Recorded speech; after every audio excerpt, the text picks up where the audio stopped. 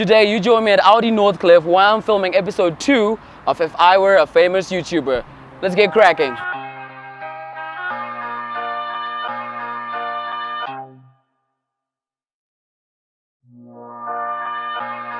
Ladies and gentlemen, can I please have your attention? And I need all of you to stop what you're doing and listen.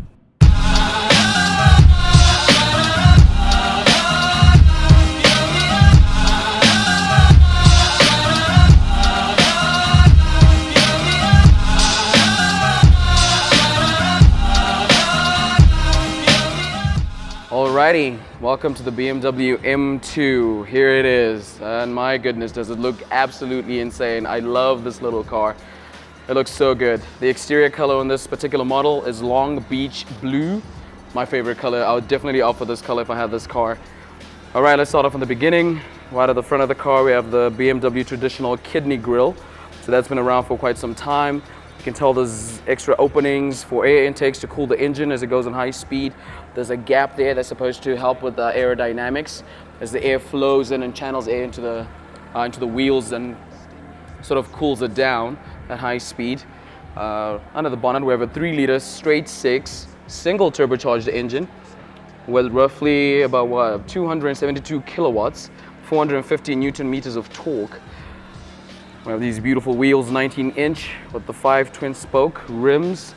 We got the blue brake calipers. Those look good. Oh, M2 kind of fin by the side there. That looks absolutely insane. This car is not particularly fitted with the carbon fiber exterior package, so you don't see any side skirts and carbon fiber there. Long Beach Blue, obviously it's a 2-door coupe. There's space on the inside. As you can see, it's 2-door. 4 people can sit comfortably in there, but we'll have a look at that later. There's something here that I've noticed on BMW M2s. I'm sure the camera you might not see this on camera, but there's a little line here. It looks like it's PPF'd, and it looks like there's a different sort of material that's there compared to the rest of the car, and that's meant to because the car gets wider at the back from the front, so all the stuff that the front wheel will tread on is most likely to come and mess up this part of the car. So BMW have also taken that into account by putting some sort of PPF, paint protection film, right here to protect this part of the car as the car goes wider all the way to the back. This particular model is 2017, which is the M2 LCI, and you can tell the difference because of the lights. The lights give it away. The first generation, well, not the first generation, but pre-facelift doesn't have that. 4 tailpipes, distinctly BMW M. This car is not particularly fitted with the M Performance exhaust. That one comes with the carbon fiber wrapped around the stainless steel tips. M2, obviously, the designation. There's a little spoiler here at the boot. It sort of lifts up. It's not too big, it's not too brash. Doesn't draw attention to itself, but it's still there, and I think that looks good. We have that. We've seen that on a lot of BMW M cars, M3, M4 in particular. Move on to the side. And yeah. Oh man, this car is absolutely insane. I love this thing. It's like the absolute pocket rocket. This car doesn't have particular direct competitors because of its setup. It's a 2-door rear-wheel drive sports coupe. And on the market, it's been compared to Mercedes AMG A45, the Audi RS3 hatchback, but they're not exactly direct competitors to this car. So I think it's very unique in the market where it's positioned, though it's kind of like, you know, compared to those cars on the market, but I don't think it's not like that. There's nothing like this on the market. Have a look at the top here. It doesn't have a carbon fiber roof, but it's got the sunroof here, and that's great. It looks good. I would opt for that. And we have a fin back here, and I think that makes it look even more sportier. So yeah, the car is idling at the moment. I'm not sure if I can rev it out, but yeah. We're gonna have a look at the inside and see what's what. All right, let's head on inside. There you have it.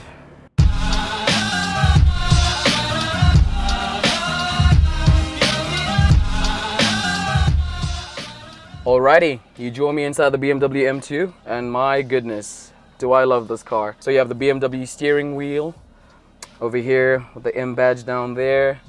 It's got a flappy paddle gearbox. This car is available in has two transmissions on offer. There's a manual gearbox, and there is also an MDCT transmission. So there's the manual gearbox, that's a 6-speed gearbox, and then the dual clutch transmission is a 7-speed. Now a lot of people always talk about having a manual car, having a manual transmission sports car, because the driver engagement in such a car is just so exhilarating, and you're involved in the transmission of gears.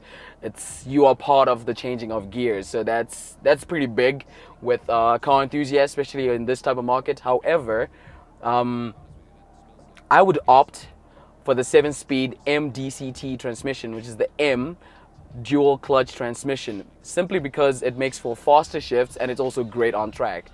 Yes, the manual feel is great. It's for purists, it's for enthusiasts. Some even say that if you're not driving a manual sports car, you're not a petrol head. But I would beg to differ, because with cars like this, you're probably going to be driving mostly on the road rather than on the track. So on the road, especially in this day and age, there's a lot of cars on the road. There's just like traffic jams all over. A manual gearbox car will give you problems with that. I mean, it's just stressful. The amount of pressure it's gonna put on your left foot, constantly stepping on the clutch and stuck in traffic. So that doesn't really, I think it spoils the car. After some time, you tend to hate the car. I think I will. But yeah, I'll definitely opt for the MDCT in this particular car. And oh my word, wow, it's just an amazing place to be. Oh my goodness. From the moment I saw this car being advertised, I'm not sure when exactly it came out, but maybe 2015, 2016. And they already did a facelift on this, and it's known as the M2 LCI. I don't know whether that's an acronym. I don't know what that means. Yeah. I love this car. Oh my goodness. The M2. This is the absolute pocket rocket. I tell you, that's the pocket rocket. It's just small, compact, powerful, very engaging. It sounds amazing. I mean, that's all the ingredients for a proper car for somebody like me. I mean, it really does not get any better than this. Oh, shucks. I don't want to leave. Oh, my word. I like how it's got carbon fiber bits here. This is a carbon fiber kind of door handle. That's a neat feature. And I've just noted that the steering wheel has like stitching on it. M colors. Wow, it's got the blue and red stitching all around it. I think that's a very nice feature. There's a screen that's in front. Nothing very fancy. It's just your speedometer and rev counter. All the details there. It tells you everything, your mileage, your range in terms of fuel gauge. So that's just pretty basic. We move on to the side. We have this small screen. I'm not sure how big that is. Wait, can I actually go inside? Let's see. Yeah, you control that screen over there using this knob over here, and I think it's very intuitive. I really like it. Yeah, I think it's pretty neat. It's pretty cool. I like that. Obviously, you have the air con vents, you have the hazards, you lock the car, and I think this is particularly sweet, where you control all your air conditioning, be it hot or cold. I think this is very good. You can have your seats heated up. Obviously, the windscreen in terms of winter when it starts to steam up in here. So that's all very nice. It's got a start-stop, so there's no key here. All you need is the key fob with you in the car, and you can fire the car up. Yeah, there's also carbon fiber down here. That's a very great feature. I like this. It feels very good. It's really nice. I like the texture of it. You have BMW M badges embossed onto the seats. I think these are kind of standard seats. I'm not sure they're sports seats. They're definitely not bucket seats. I'm not sure if they're offered in this car. But I would definitely say these are like the standard sort of seats with the blue stitching. I really love that finishing touch. Oh man. And then obviously the seats for two in the back. However, I'm not sure if grown sized people can actually fit in the back there. There isn't that much space, as you can see from here. I'm not sure if grown-ups can sit in the back. Maybe we should try that. Let's have a look. Let me actually try and see if I can fit in the back. Some of you that know me will know that I'm not a very tall guy. But let's see if I can move this thing. You just pull it back here, and then it moves up. Woo! Hey! Alrighty. Alright, I'm sitting in the back. Let me try and pull this in its original position. So this seat is back in its original position, and yeah, it is pretty tight, but hopefully the driver is not so told that he needs to have the seat all the way backwards, can move it slightly. I think there's ample space. I'm not a very tall guy. Some of you that know me will know that I'm not very tall. I'm actually quite close to the ground. But yeah, for somebody like me, there is ample room in the back here. But not everybody is like me. So yeah, I think that's probably one of the, well, it's not a downside, but hey, I mean, if you're buying this car, you're not really concerned about, hey, can I fit some people in the back? No, you're just like, hey, I bought this car. It's a driver's car. I want to drive the life out of it. So yeah, I'm going to say something that's going to be a bit controversial, I believe, in the car industry with petrol heads and stuff.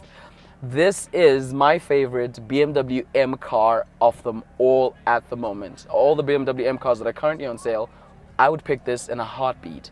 And I know it might sound like, hey, no, it's the least powerful M car available today.